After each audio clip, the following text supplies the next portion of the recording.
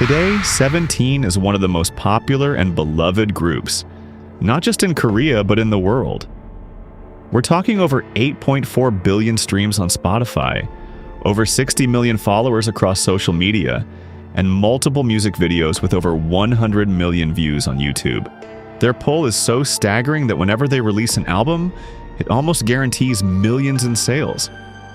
In fact, they hold the record for some of the best-selling albums in K-pop history, with multiple releases easily crossing the 5 million mark.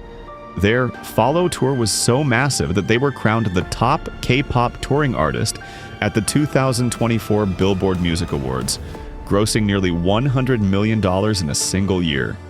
And it's not just about the numbers. They've also stacked up multiple award wins, including a historic appointment as UNESCO Goodwill Ambassadors for Youth, the first K-pop group ever to receive that honor. But before any of that, they were a group that kept losing members before they could even step into the spotlight. A group whose debut was delayed so many times they nearly became just an industry rumor. A group backed by a company so broke it could barely cover the necessities that other groups take for granted. This is a story of stubborn persistence, the kind that refuses to quit even when quitting would be easier. This is the story of 17, and how 13 guys who were supposed to go down with their dying company ended up becoming its salvation.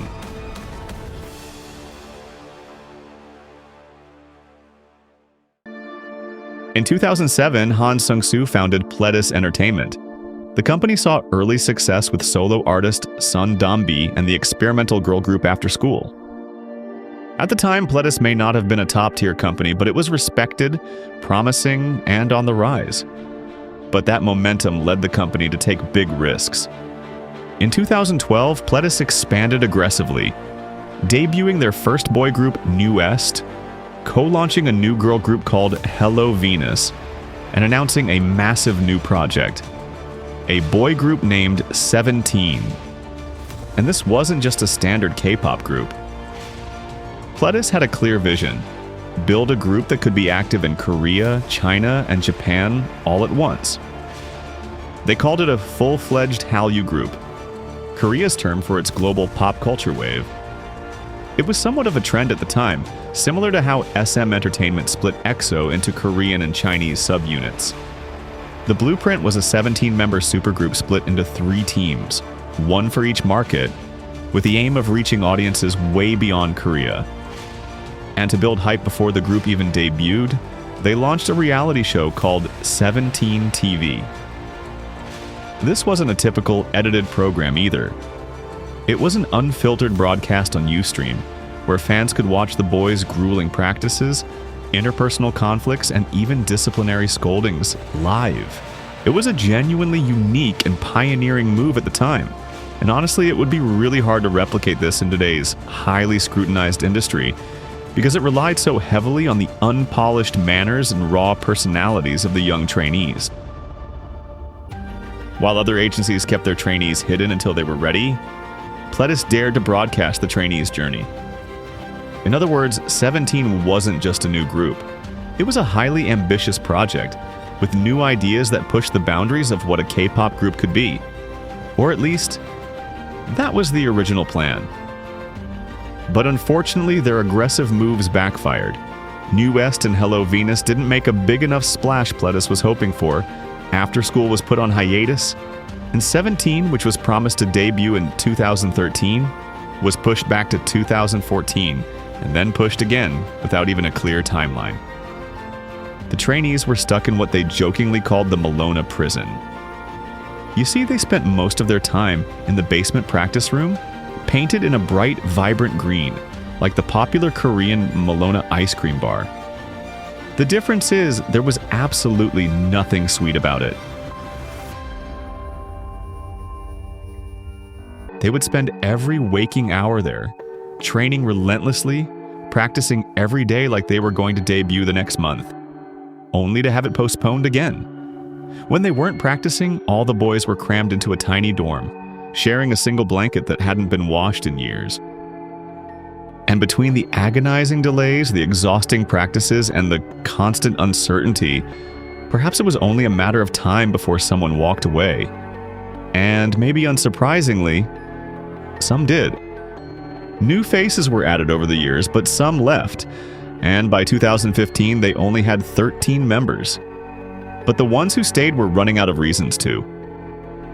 If nothing was done, Pledis risked losing even more members, or worse, having to scrap the project entirely. Letting it all collapse now wouldn't just be a waste of money.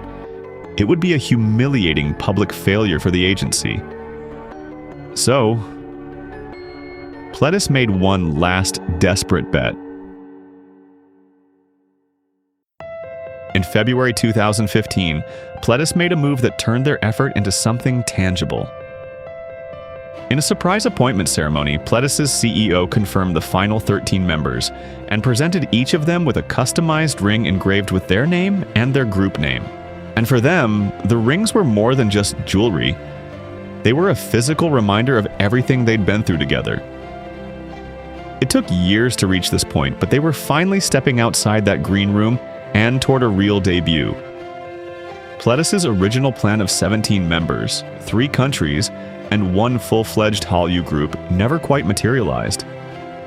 But 17 now carried a whole new meaning. The name no longer stood for a headcount, but for a highly specialized structure built around 3 teams, each centered on a different strength. On the hip-hop team, you have S-Coops, Wanwoo, Mingyu, and Vernon. They're responsible for the group's rap making, often writing their own material and bringing a free-spirited energy to their music. The vocal team is made up of Woosie, Junghan, Joshua, DK, and Seungkwan. They drive the emotional core of 17's sound through their melodies and harmonization. And then there's the performance team, Hoshi, June, The Eight, and Dino, who lead the choreography and stage presence that would become 17's trademark. 13 members, divided into 3 specialized units that came together as one group. To support their debut, Pledis announced a survival-themed reality show called 17 Project. But unlike other survival shows where trainees competed against each other for a spot in the lineup, the premise here was simple. The 13 members had to prove themselves to the public through weekly missions and officially earn the right to debut. And Pledis didn't make it easy. They were asked to perform old routines, some from years ago when their debut was still uncertain. So the boys understandably fumbled through them, but it wasn't due to a lack of effort. It was just too damn long since they'd last performed it. I mean, if they'd been asked to perform something from their current lineup of routines, they probably would have been just fine. But the CEO didn't see it that way. He had them take the rings off and place them back in the box. He questioned their conviction, their aspirations, and their commitment to the long haul. Now, you can think of it as unreasonable, or maybe even just a setup to make the series more interesting. But he reminded them of something important, that their debut is not the end goal.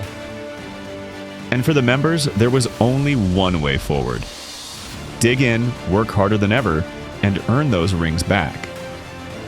So, that's what they did. They pushed through evaluations, performances, public judgment, all while organized into the same 3 units that were now working like clockwork. On May 26, 2015, 17's debut aired as a dedicated hour-long broadcast on MBC Music, built entirely around their first performance as a group. And the ring? Well, they got it back, and it was handed to them by the most important people in their lives. It was a genuinely touching moment, and is probably one of the best debut stories in the industry. But as they were about to find out, graduating from trainee status didn't magically remove their struggles. In fact, it was just the beginning. 17 had finally made it to their debut, but Pledis couldn't provide the typical support you'd expect for a group appearing on live TV.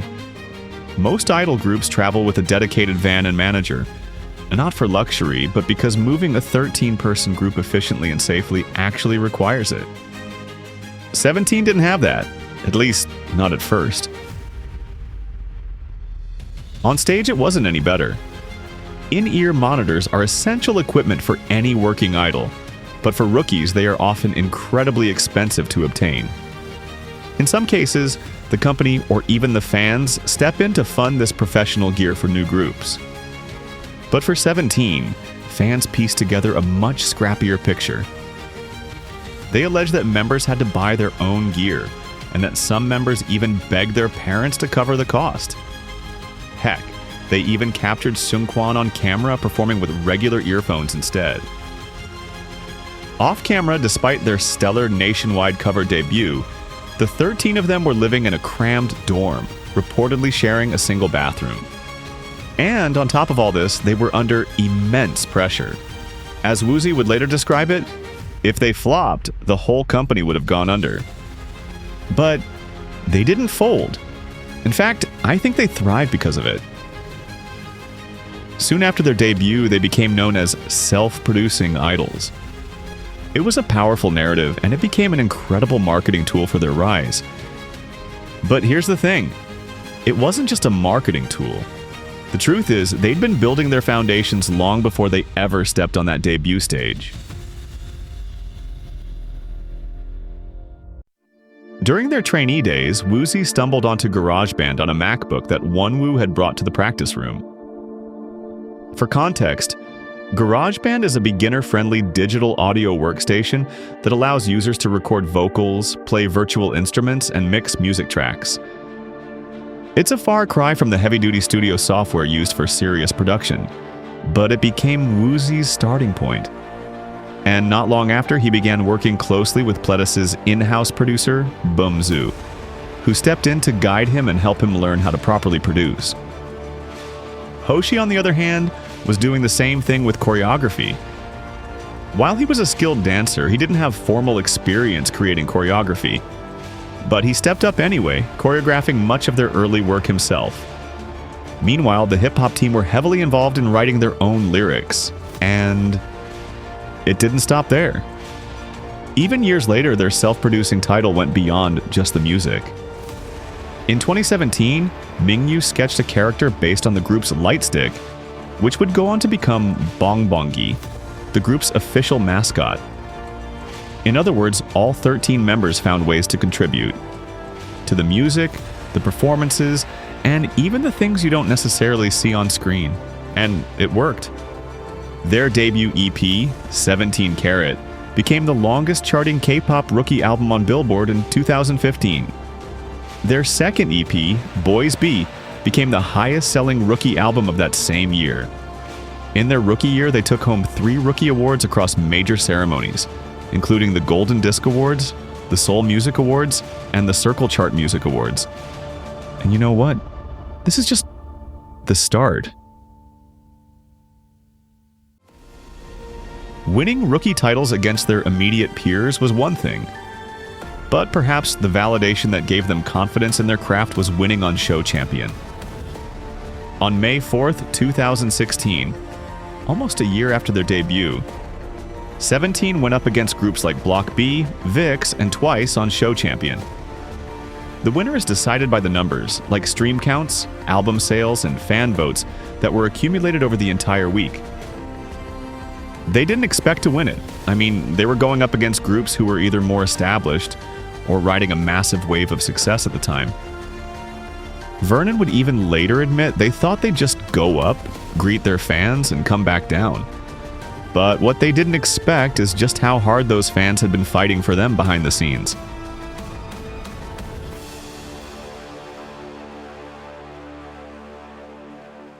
In K-pop, idols live and die by their fan base.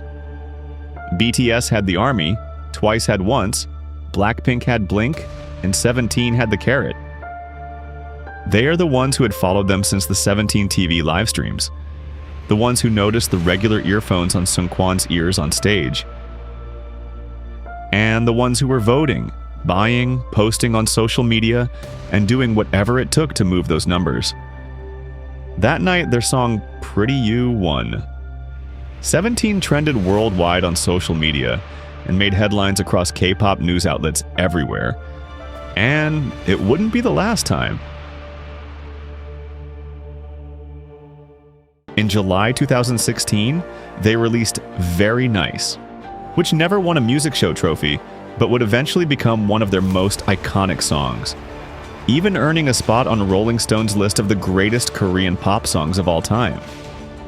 In late 2016, netizens coined the term EBS, standing for EXO, BTS, and 17, recognizing them as one of the undisputed leaders of K-pop at the time. And their 2017 hit Don't Wanna Cry became their first music video to eventually hit over 100 million views. They have such an evolution in their performance, almost flawless and precise, that they were dubbed the Kings of Synchronization. You'd think with all these titles, the wealth immediately followed. But in this industry, everything you earn first goes toward paying off the debt you accumulated just to debut. Things like training fees, production costs, and the years of company investment that got you to that stage. So even as their public profile skyrocketed, behind closed doors, they were still just trying to break even. Yet despite that, before they had even made it big, they chose to share their modest first paycheck. They gifted 13 goats to children in Tanzania, naming each one after a member. It was a small gesture from a group that still had no guarantee of success at the time. But it said everything about who they were. And as it turns out, the universe has a way of returning the favor. Because in the years that followed, they completely paid off their pre-debut debt. And by 2019, their album An Ode won them their first ever Day Song for Album of the Year at the Asia Artist Awards. 17's immense self-produced success had kept Pledis alive from potential financial ruin. In fact, what they built was so undeniably valuable that in 2020, Pledis was acquired by HYBE, one of the largest K-pop powerhouses in the world. And I think it's safe to say that the acquisition happened largely on the strength of 17. Their impact wasn't just contained to the music industry either. By 2024, 17 became UNESCO's first ever Goodwill Ambassadors for Youth. And upon accepting the position, they pledged $1 million to UNESCO's Going Together campaign. The kids who were once seemingly stuck in the Melona prison, pooling their money for a small gesture, were now opening doors for a new generation of young people. In 2025, 17 marked their 10th anniversary with the release of Happy Birthday. And the album moved an astounding 2.5 million copies in its first week alone, the highest first-week sales of any K-pop album that entire year. But perhaps what's really remarkable is that through all of these years, one tradition never changed. Every time they released a full album, they renewed their rings. A new design, the same promise, and the same 13 people. It's a profound contrast to how their story began, with Trainees dropping out before they even had a chance to debut. In K-pop, there's a name for what usually happens around year 7. The 7-year curse. Contracts expire, members weigh their options, and groups fall apart. And the bigger the group, the harder it is to keep together. 17 had 13 people to convince. But in 2021, before their contracts even expired, all 13 renewed early together without hesitation. And in April 2026, they did it again. This time, 4 members were away, fulfilling their mandatory military service. They weren't even on stage. But all 13 still chose to stay.